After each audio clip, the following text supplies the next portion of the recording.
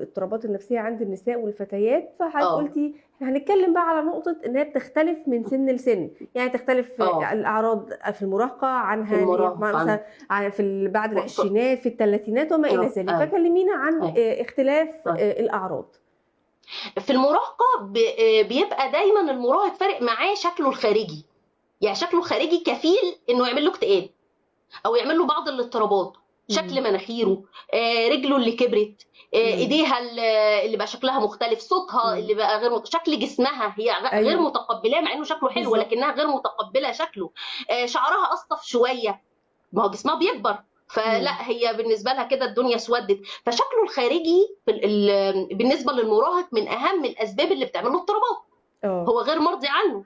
مم. ساعات كمان بعض المراهقين بيلجأوا اللي هم بيبقوا عندهم وزن زائد في المرحله دي ان هم يعملوا عمليه تكميم معده او تغيير مسار، ودي حاجه خطيره جدا ما بالظبط. ينفعش تعمل في العمر ده ابدا. خطر. بالظبط.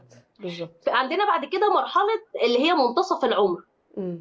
في بدايه الاربعينات، وده مم. بيحصل فيه خلل هرموني. يعني عاده بيبقى الخلل الهرموني سواء طبعا عند الستات يعني، وعلى فكره برضو عند الرجاله بيحصل ازمه منتصف العمر، بس احنا معنيين النهارده بموضوع الستات دوت. اه معظم بالقوارير. المشاكل بتبقى مم. معظم المشاكل في ازمه منتصف العمر بتحصل بسبب لخبطه الطمس وانقطاع الطمس ومرحله ما قبل انقطاع الطمس بقى، ايوه. والاكتئاب اللي بيدخل في المرحله ديت، وعدم مم. تقبل التغيرات البيولوجيه والفسيولوجيه اللي بيمر بيها الجسم في الفتره ديت، وعدم تقبل الانتقال من مرحله عمريه لمرحله عمريه اخرى.